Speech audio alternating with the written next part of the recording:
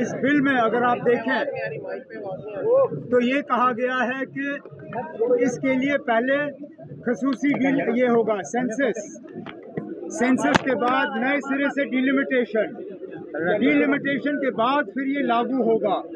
इसका मतलब ये है कि शायद 2029 से पहले तो कोई उम्मीद नहीं और मुमकिन है कि 2034 तक भी ये जा सकता है।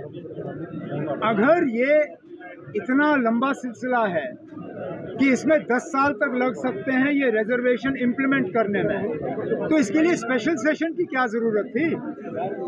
ये तो सर्दियों में भी लाया जा सकता था। गवर्नमेंट पहले हमें ये समझाएं कि जिस बिल को इम्प्लीमेंट करने के लिए शायद 10 साल का वेट करना होगा, उसके लिए स्पेशल सेशन की कोई ज़रूरत नहीं थी।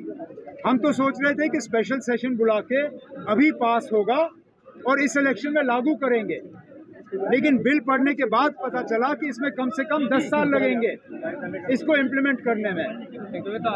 किसको इसके तहत रिजर्वेशन मिलनी चाहिए, क्या इसमें सब रिजर्वेशन होना चाहिए, पार्लियामेंट में बहस हो जाए, उसमें हम सारी बातें कर लेंगे।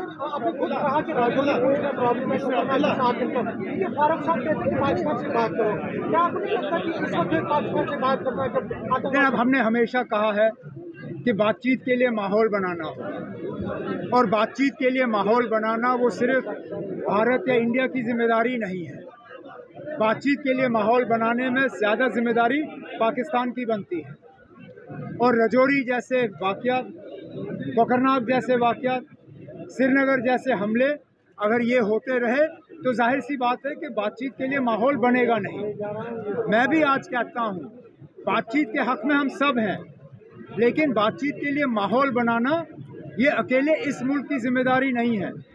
हमारे जो पड़ोसी मुल्क हैं उनको बातचीत का माहौल बनाने में कदम उठाने होंगे, जो फिलहाल हमें कोई कदम दिखते नहीं हैं। पीडीपी नाराज है आपसे, आपने कहा है इंडिया ब्लॉक की जो मीटिंग है स्टेटस को मेंटेन होना चाहिए। वो कहते हैं कि एक तरफा डिसीजन नहीं हो सकता, अगर अलायंस करना है तो हम सबको नीचे बैठ के, लेकिन आप मैं अपनी राय नहीं रख सकता हूँ?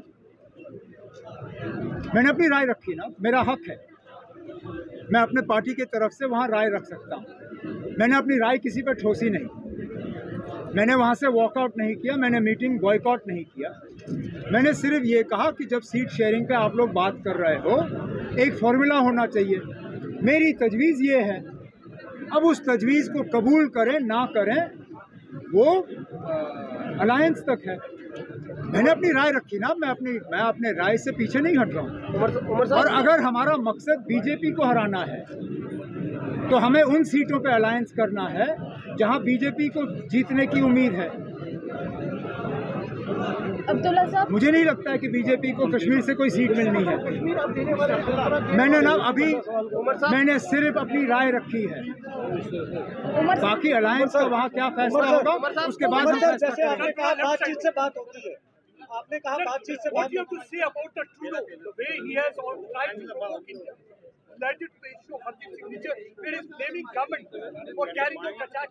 He says that he has evidence.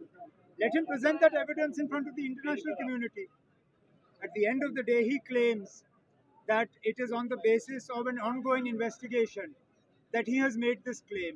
One, if it is an ongoing investigation, then I think it would have been appropriate for him to wait for the investigation to complete, because he has now preempted the findings of the investigation. That said, if he has evidence to support the claim that he has made, then I would humbly suggest to him that he share this evidence with the international community, because otherwise relations with Canada have always been very good.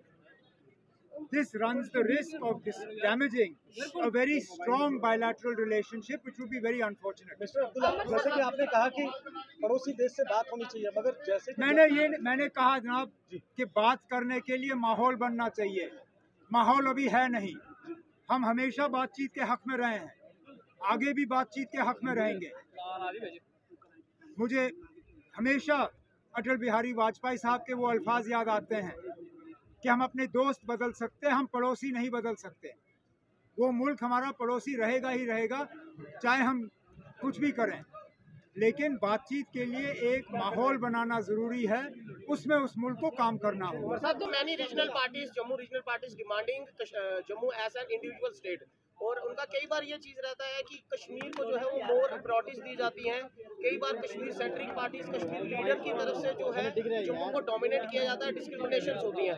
आपको क्या लगता है अगर जम्मू की जो अलग state की जो मांग की जा रही है, जो जम्मू की रीजनल पार्टीज मांग रही हैं, अगर ये बन जाती है तो कश्मीर को क्या नुकसान होगा और जम्मू को क्या नुकसान होगा?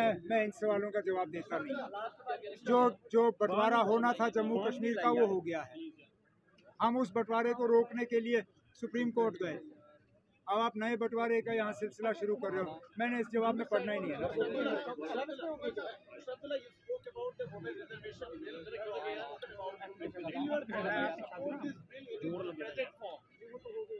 I've already answered it. There are flaws in this bill. We would work to get those flaws corrected.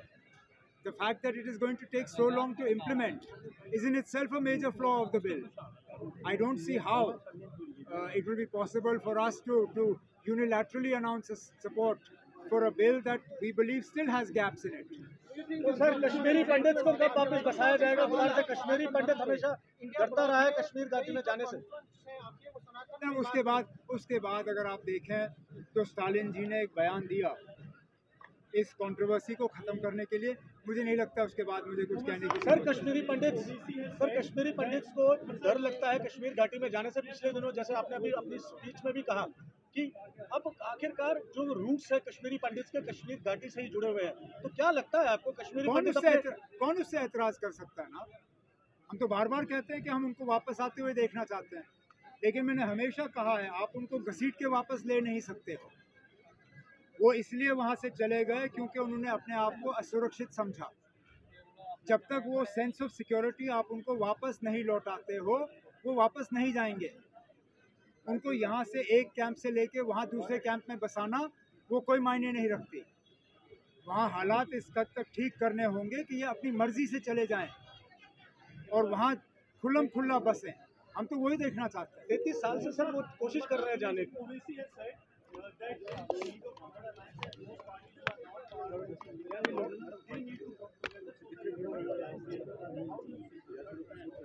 I will not speak for any third front. I am part of the India Alliance. My agenda is as far as that. I'm not going to get into any third alliance or fourth alliance. That way there is no end to the number of alliances. Mr. Owaisi can have his own single party alliance also. So that's not the point. Thank you.